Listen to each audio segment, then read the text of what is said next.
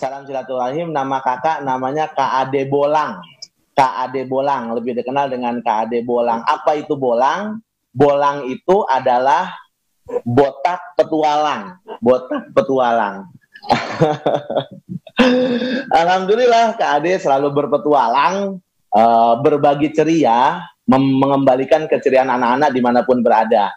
Lewat kisah-kisah mulia, kisah-kisah baginda Rasulullah, sehingga anak-anak yang tadinya dalam keadaan sedih bisa kembali ceria.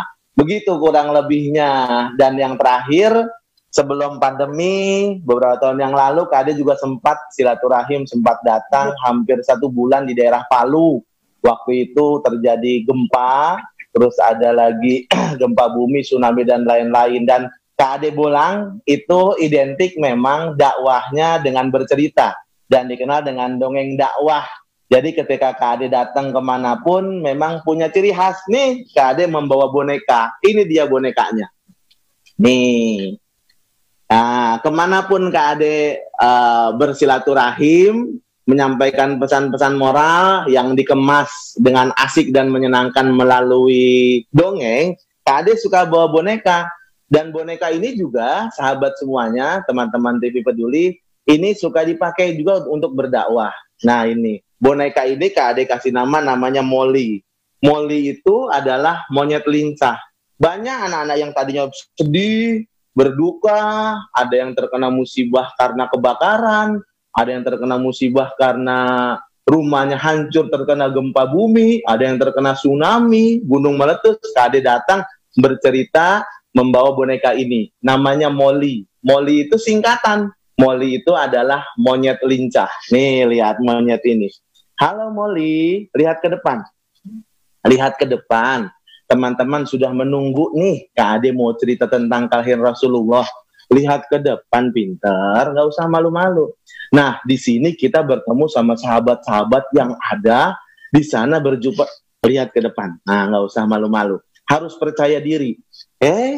Harus percaya diri. Tidak boleh malu. Ingat, berani karena benar, takut karena... lihat ke depan. Berani karena benar, takut karena... Molly, iya kakak. Lihat ke depan. Enggak. Lihat ke depan. Enggak. Molly, iya kakak. Kamu nggak mau ya jadi anak pintar? Enggak.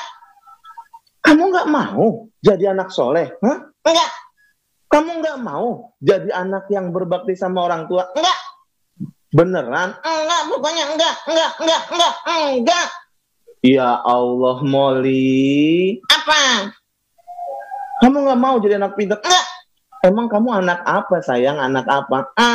Anak monyet. Waduh, oh iya lupa. Ternyata kamu anak monyet. Berarti kalau nggak sholat, anak monyet.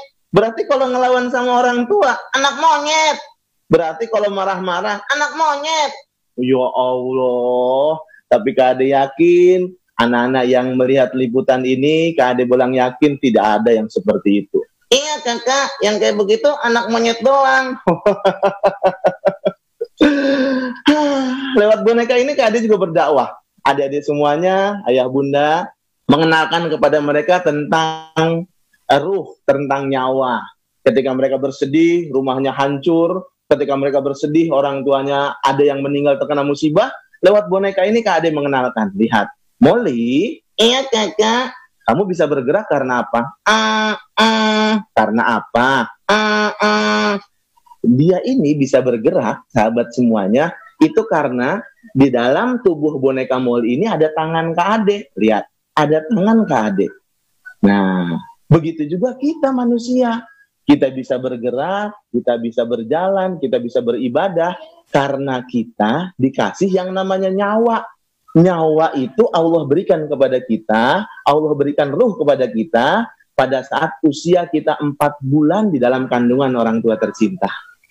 Dan nyawa yang berikan Allah, ruh yang berikan Allah. Ketika kita keluar ke dunia, dan itulah kita bisa hidup karena ada nyawa. Nah, adik-adik semuanya, lihat. Ketika tangan Kak Ade Bolang, tangan Kak Ade tarik seperti ini. Seperti ini, berarti dalam hitungan detik, boneka ini yang tadi bisa bergerak dalam hitungan detik sudah tidak bisa bergerak. Lihat, tuh sudah jatuh. Tuh, karena apa? Karena tangan KAD yang ada di dalam tubuh boneka ini sudah KAD cabut. Dan begitu juga kita, sahabat semuanya, adik-adik semuanya, ya. Kita hidup di dunia tidak boleh sombong, tidak boleh ngelawan orang tua. Kalau kita punya harta yang banyak, jangan sombong. Karena semuanya itu adalah pemberian dari Allah. Kita lahir nggak punya apa-apa. Kita lahir keluar nggak ada yang pakai baju, nggak ada yang megang handphone, nggak ada yang sudah pakai mobil. Kita cuma tidak memakai apa-apa. Jadi apa? Kita tidak boleh sombong di dunia ini. Karena apa? Ketika kita sudah dicabut nyawanya oleh Allah, ruh sudah tidak ada dalam tubuh kita, sudah tidak ada apa-apanya nih. Dan bersyukur kita semuanya, adik-adik semuanya bersyukur kita semuanya hidupnya di zaman, di zaman siapa? Umatnya Nabi besar Muhammad Sallallahu Alaihi Wasallam. Nah, adik-adik semuanya, Kak Ade akan berkisah tentang sejarah kelahiran Nabi besar Muhammad SAW, dan nanti akan disambung bagaimana kita harus meluruskan niat apapun yang kita lakukan, ya. Seperti ini. Jadi kejadiannya, adik-adik semuanya, kisah ini berawal adalah 50 hari sebelum Nabi besar Muhammad lahir. 50 hari sebelum Nabi besar Muhammad lahir. Kurang lebih sekitar hampir 1.500 tahun yang lalu. Kejadiannya tepatnya, Kak Adi ambil kisah ini dari buku The Great Story of Muhammad, nih Nabi Muhammad. Kejadiannya itu pada 1.400 tahun yang lalu, tepatnya itu di penghujung bulan Februari. Kalau bulan Masehinya, tahunnya adalah 571 Masehi. Jadi 50 hari sebelum Nabi besar Muhammad lahir, tepatnya di ujung bulan Februari, ada seorang raja, dolim, tinggalnya di kota Yaman. Rajanya besar, gagah, dan lumayan kekuasaannya hebat, pasukannya banyak. Dan raja itu mendengar kabar bahwa di kota Mekah, ada sebuah bangunan yang bentuknya kotak hitam, dan bangunan itu ya setiap harinya, setiap bulannya, setiap tahunnya banyak sekali orang beribadah dan berziarah ke sana. Raja itu penasaran. Adik-adik, raja itu pasti adik-adik sudah tahu semuanya. Raja itu bernama Raja Abraha. Diingat ya, raja itu adalah Raja Abraha.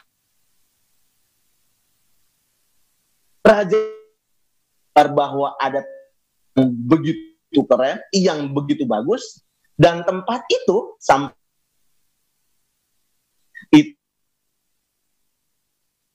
berangkat ke sana, ke Mekah, ke Baitullah, ke Ka'bah untuk melaksanakan rukun Islam yang kelima. Raja Abraha yang badannya besar, kepalanya botak seperti ini.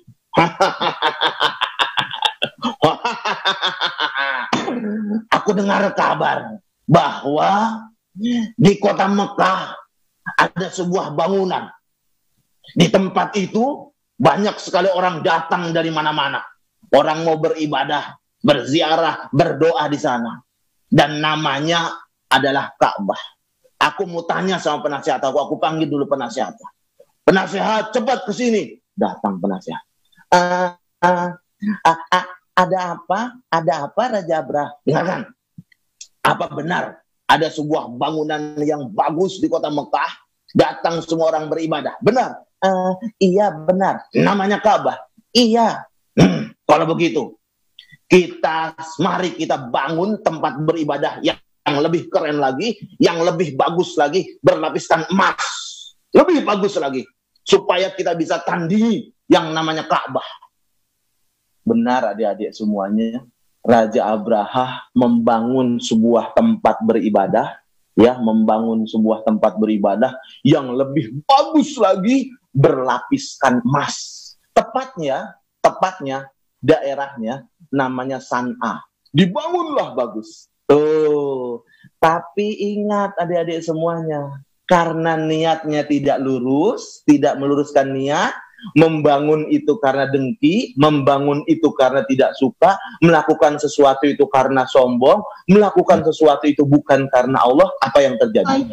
Bangunan yang sudah megah, yang sudah keren, tempat dia beribadah, punya Raja Abraha, yang sudah bagus, sudah keren, yang beribadah tidak sebanyak ke Ka'bah.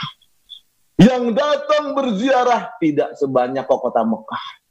Akhirnya Raja Abraha panggil lagi, bukan dipanggil lagi penasehat, tapi dipanggil prajuritnya. Prajurit, cepat ke sini, cepat datang ke sini. Aku sudah membangun tempat beribadah, tapi ternyata tidak bisa menyaingi Ka'bah, tapi tidak bisa menandingi Ka'bah. Cepat ke sini. Oh, datang prajuritnya. Datang. Siap. Ada apa Raja Abraha? Dengarkan. Siapkan 13 pasukan bergajah. Dan jangan lupa, gajah aku yang paling besar, yang namanya Mahmud.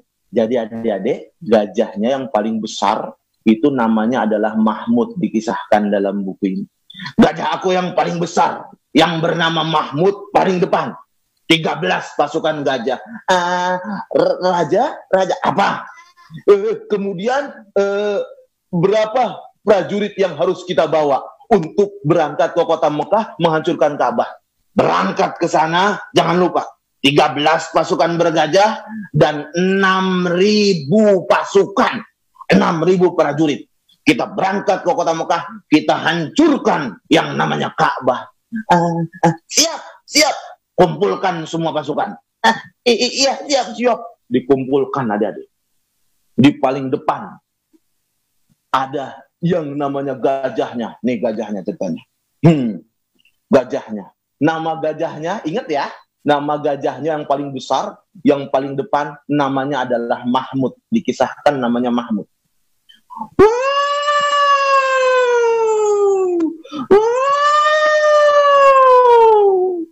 Raja yang sombong, Raja Abraha, di paling depan, dia berkata seperti ini. Hai pasukan, siap-siap kita segera berangkat. Ya, kita berangkat ke kota Mekah. Kita hancurkan Ka'bah. Supaya orang tidak ada yang berziarah, tidak ada yang beribadah ke sana. Berangkat!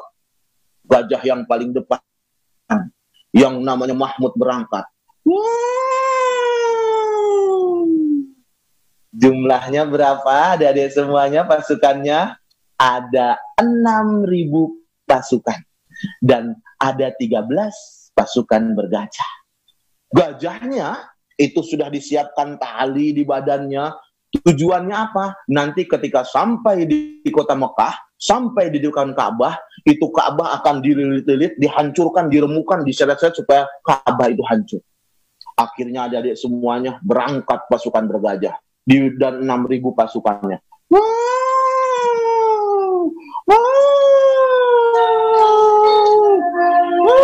Berangkat mereka. Suasana mulai mencekam. Perlahan-lahan pasukan bergajah sudah mulai masuk ke kota Mekah. Dengan banyaknya pasukan, ada 6.000 pasukan, ada pasukan gajah di depan. Semua penduduk kota Mekah lari tunggang langgang. Pasukannya, Abraha dengan 6.000 pasukannya, mengambil harta benda, merampas apa yang ada di depan. Dirampas semuanya. Adik-adik semuanya, pada saat itu, kota Mekah dipimpin oleh seorang yang bijaksana dan berani karena benar, takut karena salah. Beliau itu bernama Abdul Muthalib. Dan Abdul Muthalib itu adalah kakeknya Nabi kita, Nabi besar Muhammad Sallallahu Alaihi Wasallam. Sampai di kota Mekah,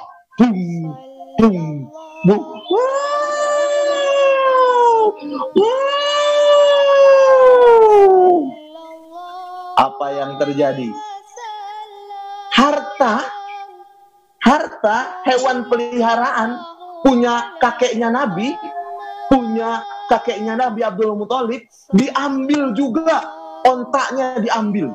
Ada 200 ekor onta diambil. Berarti benar kan adik-adik semuanya?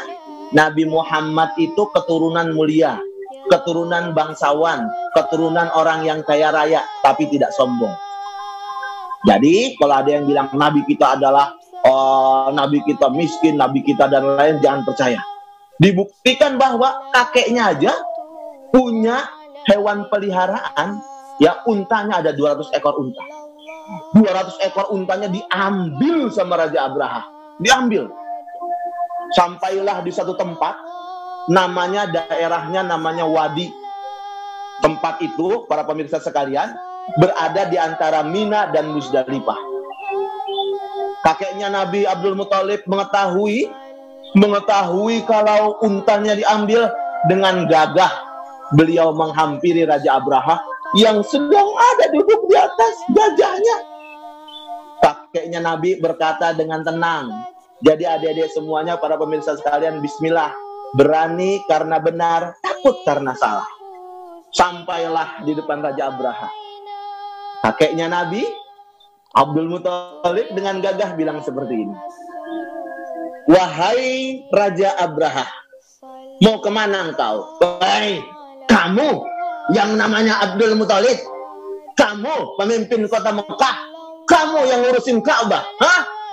Ya, aku yang menjaga Ka'bah, aku yang ngurusin Ka'bah, dan aku diamanahkan sebagai pemimpin kota Mekah.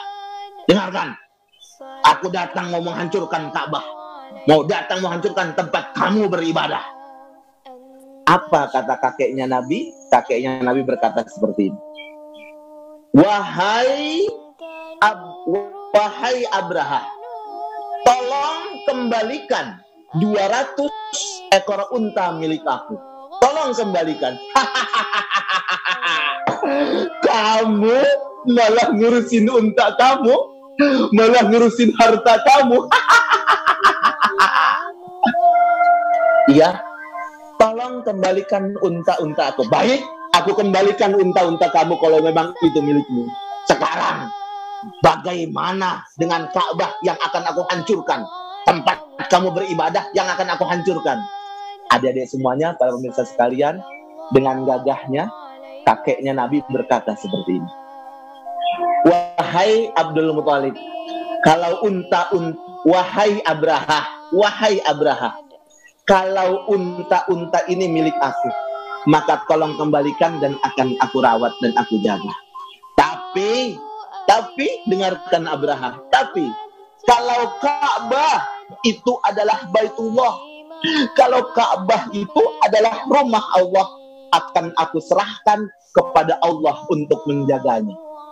Dengan sombong Abraha berkata lagi seperti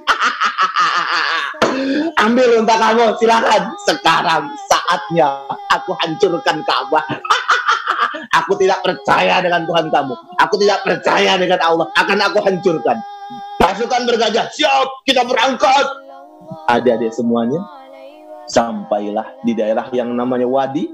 Sudah sampai, siap-siap akan dihancurkan Ka'bah. Gajah yang paling besar, yang namanya gajahnya yang namanya Mahmud, duduk tidak mau berdiri. Hei gajah, ayo bangun, Ka'bah sudah di depan mata, ayo kita hancurkan.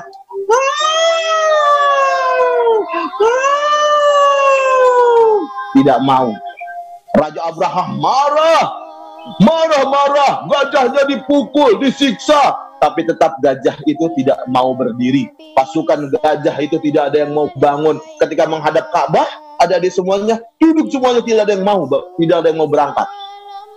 Ketika sedang marah, ketika sedang emosi, datanglah dari kejauhan, dikirim oleh Allah. Ada semuanya. Kita harus berusaha dan berdoa ikhtiar dengan maksimal. Setelah itu kita serahkan semuanya kepada Allah. Apa yang terjadi? Ketika sedang sombongnya melihat seluruh penduduk kota Mekah naik ke atas bukit ketakutan dengan 6.000 pasukan, apa yang terjadi? Allah kirimkan yang namanya burung ababil. Burung ababil, di paruhnya, di mulutnya ada batu kerikil dari api neraka, dari neraka. Kaki kiri kanannya sudah membawa.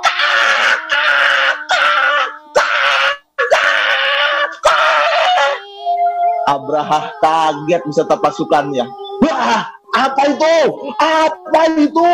Apa itu? Sampai menutupi awan, sampai seakan-akan gelap. Apa itu? Semakin mendekat burungnya. Lari tunggang langgang, kabur semuanya. Adik-adik semuanya, 6.000 pasukan yang begitu sombong langsung dihujani sama batu oleh burung ababil. Ada yang sampai keinjak-injak, ada yang tembus ke kepalanya. Tangannya tembus ke bawah. Bawah, lari semuanya. Lari tunggang langgang. Lari. Dan raja Abrahahnya itu berhasil menyelamatkan diri. Berhasil menyelamatkan diri, sampailah di kotanya, daerah San'a, ya. Tapi apa yang terjadi? Raja Abrahah terkena penyakit aneh. Terkena penyakit yang aneh. Perlahan-lahan persendiannya lepas. Tangannya lepas, kakinya lepas, dan itu disaksikan oleh rakyatnya. Dan perlahan-lahan raja yang zolim itu akhirnya meninggal dunia.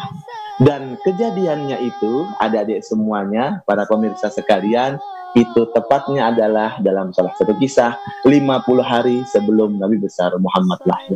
Setelah itu 50 hari setelah kejadian itu, 50 hari berikutnya, tepatnya hari Senin tanggal 12 Rabiul Awal, tahunnya tahun gajah.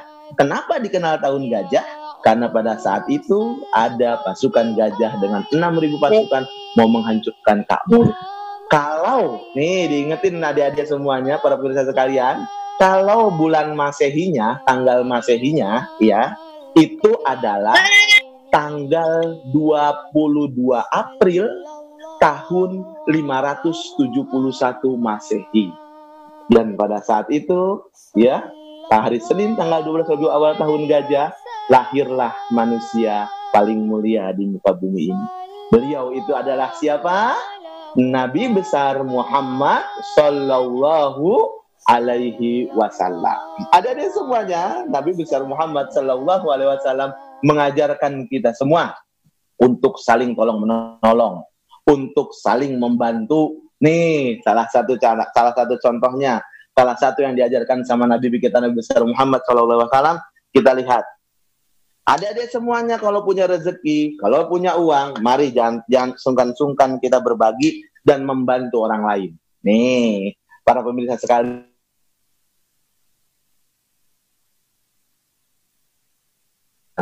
alat ini kita suka ke adik Muhammad membantu orang lain. Nabi besar Muhammad mengajarkan kita membantu orang yatim, membantu anak-anak yatim.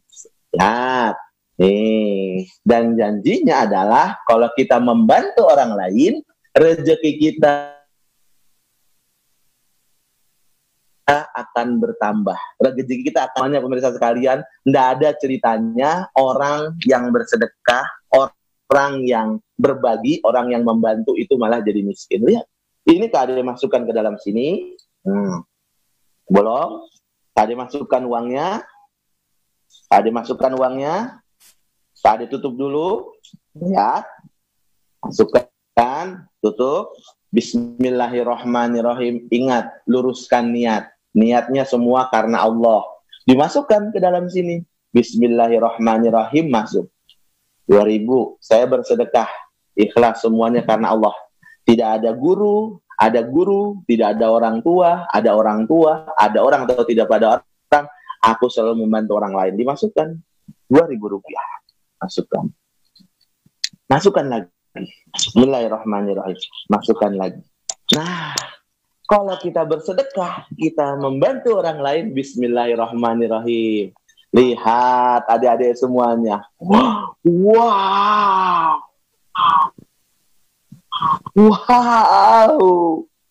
Ngebantu lagi. Gak usah sungkan-sungkan. Ngebantu lagi. Semuanya karena Allah. Luruskan niat kita. Bismillahirrahmanirrahim. Ya Allah, aku membantu tidak seberapa, aku langsung dapat gantinya dari Allah. Ya Allah. Wah. Subhanallah. Alhamdulillah, Allahu Akbar. Nah, adik-adik semuanya, mari kita sama-sama luruskan niat kita semuanya. Diluruskan niat. Jadi berkaitan dengan meluruskan niat, Alkisah ada seorang ahli ibadah yang keren, hebat, bisa apa aja. Keahliannya banyak. Di satu kampung semuanya nurut. Di satu kampung semuanya mengikuti apa yang disampaikan. Menyampaikan kebaikan semuanya didengarkan. Ada dia semuanya. Ahli ibadah. Tapi dia mendengar kabar, ahli ibadah itu mendengar kabar apa coba? Ternyata penduduk kampung itu sudah mulai percaya. Menyembah kepada apa? Menyembah kepada pohon yang besar yang ada di tengah hutan. Ahli ibadah masih sabar. Dia menyampaikan kebaikan, menyampaikan tentang saling tolong-menolong. Ahli ibadah itu menyampaikan seperti ini. Wahai para pemirsa sekalian, kita harus saling tolong-menolong karena umat Islam semua bersaudara. Yang ada di Indonesia, yang ada di Jakarta, yang ada di Parepare, yang ada dimanapun berada, kita bersaudara. Karena seperti satu bangunan, saling menguatkan. Lihat, ini terikat seperti ini, kata ahli ibadah. Kita terikat seperti ini, kita saling tolong-menolong. Kita saling membantu ketika ada saudara kita yang kesusahan di seluruh dunia. Bahwa kita adalah bersaudara. Lihat. Apa yang terjadi, teman-teman semuanya, ketika kita saling tolong-menolong. Di Jakarta membantu yang di daerah menolong yang ada di Jakarta. Sesama orang Islam. Jangankan sama orang Islam. Orang yang bukan orang Islam saja, kalau ada sedang kesusahan, kita harus bantu. Tapi apa yang terjadi? Ada orang yang nggak suka. Ada orang yang benci kalau umat Islam bersatu. Dia bilang seperti ini, hei, diadu domba. Hei, itu orang-orang Islam yang ada di sana tuh, di daerah sana, di daerah Pare itu, menghina orang Islam yang ada di Jakarta itu. Diadu domba. Lihat, dengan cara apa? Sudah diadu domba, dicaci maki, dia bilang seperti ini, nih lihat, aku mau memutus tali persahabatan. Nih, lihat. Tali persaudaraan sesama orang Islam. Lihat. Akan aku adu domba. Karena kalau orang Islam bersatu, berbahaya. Lihat. Pakai pisau, diputus. Lihat. Aku putus persahabatannya. Diputus. Aku putus persahabatan mereka. Aku adu domba supaya umat Islam tidak bersatu. Iya.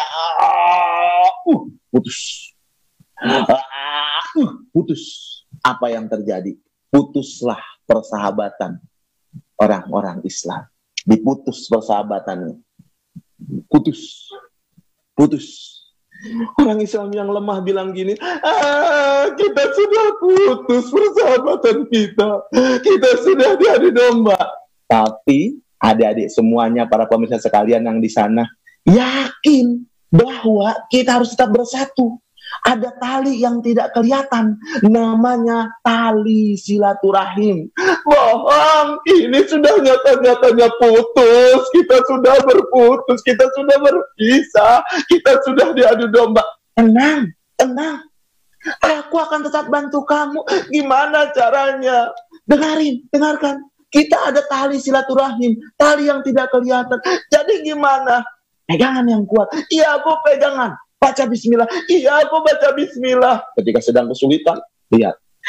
Aku baca bismillah. Bismillahirrahmanirrahim. Ditarik nih sama anak-anak di Pare-Pare, lihat. Tenang, akan aku tolong, ditarik. Bismillahirrahmanirrahim. Bismillahirrahmanirrahim. Bismillahirrahmanirrahim. Ketika sedang kesulitan, yang satu lagi, tolong aku. Tenang, akan aku tolong. Bismillahirrahmanirrahim, ditarik. Subhanallah. Kade tanya pada pemirsa sekalian, siapa yang bangga jadi orang Islam? Saya. Angkat tangannya dulu dong. Ada yang nggak tunjuk tangan. Sekali lagi. Siapa yang bangga jadi orang Islam? Saya. Yang tuanya, yang besar-besar, orang tuanya kurang semangat. Sekali lagi. 1, 2, 3. Siapa yang bangga jadi orang hutan? Saya. Bukan saya. Maka banggalah kita jadi orang Islam, cintailah Nabi kita. Orang alim itu akhirnya mendatangi pohon, teman-teman semuanya, mendatangi pohon yang dihuni sama raja setan. Yang dihuni sama raja setan, yang orang semuanya pada menyembah kepada pohon tersebut. Orang alim itu, orang ahli ibadah itu ada di semuanya, datang gagah tanpa takut sedikit pun. Tengah malam dia membawa golok, dia membawa pedang, mau menghancurkan. Akan aku hancurkan pohon tersebut yang membuat orang-orang malas beribadah, yang membuat orang-orang tidak mau beribadah, malah menyembah kepada pohon itu. Jinnya datang, raja setannya datang, penghuni pohon besar itu datang.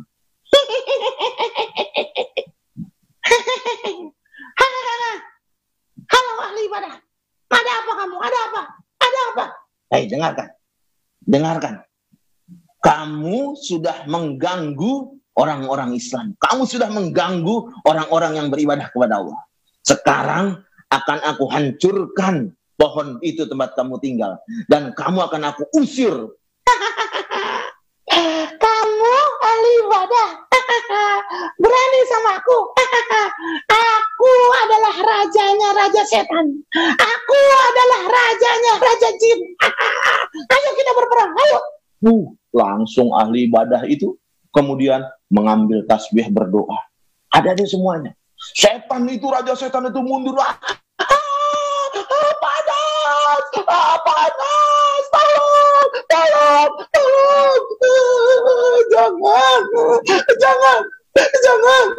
Jangan kau potong pohon tempat aku tinggal. Wahai ahli ibadah, ampuni aku, ampuni. Aku berjanji tidak akan mengganggu lagi manusia. Aku berjanji bahkan kalau kamu tidak memotong tempat tinggal aku, kamu tidak membakar aku akan memberi kamu uang setiap harinya. Setiap kamu setelah sholat subuh. Baik, tapi janji jangan kau ganggu orang-orang yang sedang beribadah. Iya, aku janji. Akhirnya tidak jadi ditebang pohon itu dan malah mengikuti apa kata setan. Apa yang terjadi? Ahli ibadah itu pulang ke rumah, sholat tahajud, Allahu Akbar. Setelah sholat subuh, ahli ibadah buka pintu. Apa yang terjadi? Benar, setan itu menepati janji. Di luar dibuka, sudah ada uang banyak sekali, berlimpah. Besoknya sholat, Allahu Akbar. Sholat subuhnya sudah tidak lurus lagi niatnya. Pengen cepat-cepat selesai, pengen buka pintu, pengen lihat uang yang ada. Benar. Pas buka pintu, dilihat lagi. Wah, banyak sekali uang. Ternyata raja setan itu menepati janji. Pas hari ketiga, ada di semuanya. Dibuka pintunya, setelah sholat subuh pagi-pagi dibuka. Sudah tidak ada uangnya. Sudah tidak diberikan lagi uang oleh setan itu. Ahli ibadah malamnya langsung berangkat. Membawa pedang, mau menghancurkan pohon itu dan mau menghancurkan raja setan. Apa yang terjadi? Sampai ke tengah hutan, pas di depan pohon tersebut, setan itu keluar. Kau datang lagi, ahli ibadah, datang lagi. Ya, aku akan lawan kau. Aku akan hancurkan kau. Ayo kita bertempur, ayo kita berperang. Apa yang terjadi? Ahli ibadah, para pemirsa sekalian, adik-adik semuanya, apa yang terjadi? Ahli ibadah bertekuk lutut, kalah sama setan tersebut. Ahli ibadah langsung bilang, kenapa aku bisa kalah? Kenapa kemarin setan itu, raja setan itu begitu mudah aku hancurkan? Kenapa? Setan itu berkata, ya, Ya. Setan itu berkata, 10 menit karena kamu niatnya sudah tidak lurus karena Allah. Halo? Karena kalian Halo? semuanya niatnya sudah tidak lurus karena Allah. Halo? Ya, para pemirsa sekalian. 10 menit ke depan kan kita akan beri peduli. Jadi mungkin ada lagu atau mungkin bisa di-share kepada peserta di Kota Parepare ini untuk para pemirsa yang ada di Kota Parepare. Ada trik-trik untuk biasa memberi kepada peserta didik. Mungkin ada trik khusus bisa menginspirasi seperti Kang Ade. Ya, punten Kang. Jadi 10 siap. Ya. Terima kasih para sahabat di Parepare, ayah bunda, adik-adik sekalian semuanya. Tadi kisah yang tadi berkaitan sama meluruskan niat, akhirnya ketika kita niatnya bukan karena Allah, ketika niatnya kita melakukan sesuatu bukan karena Allah, nanti kita nggak dapat apa-apa. Ya. Nah, adik-adik semuanya, ayah bunda yang hadir, metode menyampaikan pesan, metode menyampaikan berdakwah kepada anak-anak, kepada orang dewasa, dengan metode seperti ini, alhamdulillah saya sudah keliling Indonesia, diterima dengan semua kalangan. Alhamdulillah.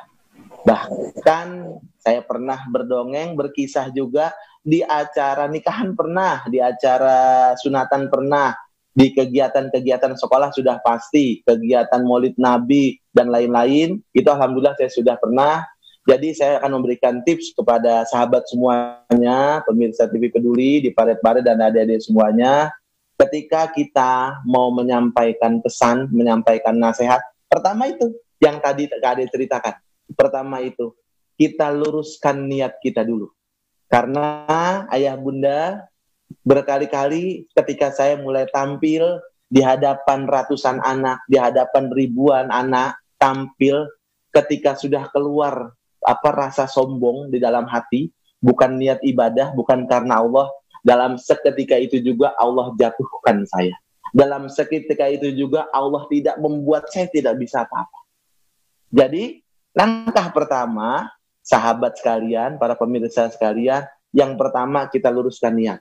Kalau kita niatkan ibadah, apapun yang kita terima, adik-adik semuanya, para pemirsa, kalau kita niatkan ibadah, apapun hasil yang kita terima, kita akan ikhlas dan ridho menerima semuanya. Yang kedua, setelah itu, mari sama-sama kita dekatkan hati kita dengan audien. Ini kalau kita offline bertatap muka langsung, kita harus dekatkan benar-benar kita sama audien. Karena kedekatan hati itu luar biasa. Kalau kita sudah dekat, bisa membuka hati mereka, ayah bunda semuanya, sambil duduk pun, ya, ingat semua mungkin ayah bunda almarhum Ustadz Arifin Ilham, sambil duduk pun tidak usah tampil berdiri, tidak usah teriak-teriak, tidak usah, sambil duduk pun ketika hati kita sudah dekat sama audien, dengan duduk, dengan suaranya keluarkan powernya bergetar, ribuan jamaah nangis, ribuan jamaah mengikuti, mendengarkan apa yang kita sampaikan. Jadi untuk para guru, saya berpesan yang utama itu, mari kita sama-sama dekatkan hati kita. Jadi kalau bahasa kerennya itu chemistry. Kita harus punya chemistry, kita harus dekat sama mereka. Dan jangan sekali-kali memaksakan untuk memasukkan pesan, untuk memasukkan materi, ketika kondisi anak didik kita, ketika kondisi audien, ketika yang mau kita sampaikan, mereka belum dalam keadaan yang kondusif. Atau bahasa ilmiahnya, belum dalam keadaan alfa. Jangan dipaksakan. Materi banyak, berlipat, segala macam, tapi nggak nyangkut, percuma. Seperti itu. Ketika sudah masuk, ketika sudah nyaman, sudah dekat dengan anak-anak, barulah kita mulai materi-materinya. Dan kemudian, kalau ayah bunda mau menyampaikan kisah-kisah, ya mohon maaf, kalau berkaitan dengan kisah Rasulullah, sirah, itu tolong jangan sekali-kali kita memutar tidak sesuai dengan datanya, tidak sesuai dengan ilmu dan kaidah yang ada, karena berbahaya juga, ya. Jadi penggunaan nama, tanggal, lokasi, tempat kita tidak boleh gitu. Tapi kalau sudah mulai ceritanya berkaitan dengan dongeng, berkaitan dengan cerita yang memang fiktif gunanya untuk membangkitkan motivasi, itu boleh ada kesalahan tempat, ada atau seperti kita kesalahan nama, silahkan. Tapi kalau berkaitan dengan syirah, saya minta pada sahabat semuanya, tolong untuk dasar-dasarnya sudah dikuatkan. Seperti itu mungkin yang bisa saya sampaikan. Dan kemudian ini juga suka dipakai juga buat dakwah. Metode-metode dakwah itu intinya adalah metode-metode kita sampaikan untuk dongeng dakwah, intinya adalah kita ceriakan dulu hati mereka. Dan gunakan juga alat peraga. Alat peraga kita gunakan karena memang sekarang kalau kita tidak interaktif menghadapi anak-anak, ya repot. Karena kita akan kalah sama yang namanya gadget. Kalau kita masih datar-datar aja dengan metode yang dahulu, tidak kita mengikuti perkembangan, bahaya, repot. Gitu. Ini suka saya pakai juga nih. Suka saya pakai juga untuk berdakwah. Kita lihat seperti ini, lihat. Ini juga dipakai buat berdakwah. Ini dipakai buat parenting, lihat. Kullu mauludin yuladu alal fitrah. Anak yang lahir ke dunia semua dalam keadaan putih, bersih dan suci. Seperti ini, lihat. Tapi yang salah kadang kita sebagai orang tua, kadang kita sebagai pendidik. Jangan menyalahkan sepenuhnya kepada anak. Kullu mauludin yuladu alal fitrah. Dan ingat, didiklah anak sesuai dengan zamannya, kata Ali bin Abi Thalib. Apa yang terjadi? Lihat, kita tidak pernah mau mendengar kata anak-anak, tapi anak-anak dipaksa mendengar kata kita. Yang tadinya putih bersih ini, pesan segala macam masuk, apa yang terjadi? Akhirnya anak kita berubah seperti ini. Warnanya berubah. Seperti ini. Tidak bangga anak kita hafal Al-Quran. Tidak bangga anak kita sholat berjamaah 5 waktu. Tapi lebih bangga anak kita ikut kegiatan yang sifatnya dunia. Akhirnya apa? Lebih banyak seperti ini. Anak kita keren, lomba fashion show, aurat kemana-mana, bangga cerita sama tetangga kiri kanan. Tapi giliran anak kita sudah berpindah dari Iqra, pindah ke Al-Quran, tapi biasa-biasa saja. Akhirnya seperti ini. Anak yang diamanahkan oleh Allah, yang tadinya kullu mauludin yuladu alal fitrah, berubah seperti ini. Ingat, ya bunda, kalau sudah seperti ini, subhanallah, agak berat. Tapi kita tetap harus berjuang. Kita luruskan niat, kita pakai metode-metode yang asik dan menyenangkan. Perlahan-lahan insya Allah. Kita pindah ke sini ya, perlahan-lahan bismillahirrahmanirrahim. Ya Allah, aku akan meluruskan niat. Ya Allah, di masa pandemi ini, aku tiap hari ketemu anakku. Aku kerja, tidak keluar. Aku kerja di rumah, ketemu sama anakku. Aku akan luruskan niat. Aku akan bersihkan anakku. Aku pengen anakku nanti memuliakan aku. Lihat. Bismillahirrahmanirrahim. Ini metode dakwah juga. Bismillahirrahmanirrahim.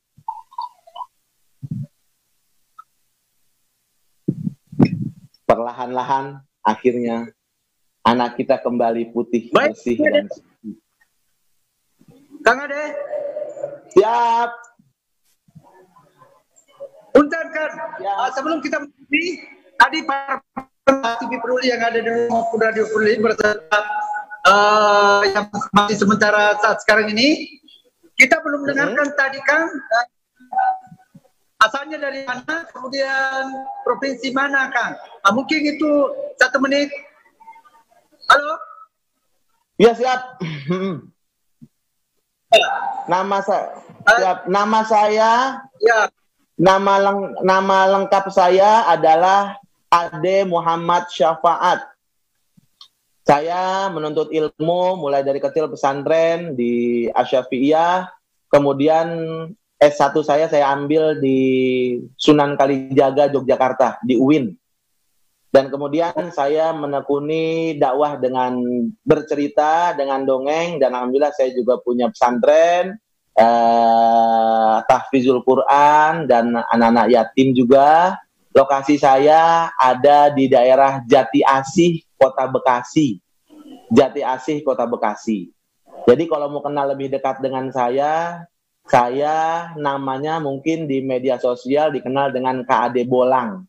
Saya selalu melatih anak-anak untuk percaya diri. Jadi kekurangan yang ada di dalam diri kita jadikan kelebihan. Mungkin kurang lebih seperti itu. Baik Kang, terima kasih untuk menutup daripada kegiatan ini. Para pemirsa TV Peduli yang ada di rumah, bersecara Radio TV Peduli. Maaf kalau sekarang ini ribut karena lagi ada rame-rame ya. Lagi ada rame-rame, di sini ada Pak Lurah, di sini ada juga teman-teman BPI. Untuk menutup akhir di sini Kang, nun sewu punten, mohon doanya, kita berdoa Kang. Silakan. Para pemirsa sekalian yang ada dimanapun berada, di akhirul kalam kita sama-sama berdoa memohon kepada Allah. Mari kita sama-sama membaca suratul Fatihah. Kita mohon kepada Allah, mudah-mudahan para pemirsa sekalian TV Peduli tambah bermanfaat untuk orang banyak, bahkan menjadi TV di tingkat nasional dan internasional, dan juga orang yang berkecimpung dalam kegiatan ini. Al-Fatihah. A'udzubillahi minasyaitonirrajim. Bismillahirrahmanirrahim. Alhamdulillahi rabbil alamin, arrahmanir rahim, maliki yaumiddin. Iyyaka na'budu wa iyyaka nasta'in. Ihdinas siratal mustaqim, siratal ladzina an'amta 'alaihim ghairil maghdubi 'alaihim waladdallin. Ya arhamar rahimin irhamna, ya arhamar rahimin irhamna, ya arhamar rahimin irhamna. Allahumma bihaqqil Fatihah wa syirril Fatihah wa karamatil Fatihah wa bi barakatil Fatihah wa mu'jizatil Fatihah. Ya farijal ham, ya kasifal gham, ya man la yaghfir wa yarham. Wa subhanaka Allahumma wa tahiyyatuhum fi assalam wa akhiru da'wahum walhamdulillahi rabbil alamin. Baik, para pemirsa, terima kasih banyak Kang Ade. Mudah-mudahan kita berkah dalam sahabat ya. Bersama TV Peduli pada hari ini, begitu juga senior saya ini ada 46. Terima kasih banyak senior Pak Eman yang masih bergabung, Pak Lagani, luar biasa. Baik, pemirsa yang ada di rumah bersama TV Peduli, mudah-mudahan pertemuan kita ini diberkati oleh Allah Subhanahu Wa Taala. Pak Ketua masih ada? Ketua? Ada Sorsal masih bergabung? Tidak ada. Terima kasih semuanya. Kita tutup acara ini dengan membaca hamdalah. Assalamualaikum warahmatullahi wabarakatuh. Alhamdulillahirabbil alamin. Di sana oleh dan ketua dengan TV Peduli, mohon berdiri, sampai jumpa dan bertemu di minggu depan. Assalamualaikum warahmatullahi wabarakatuh.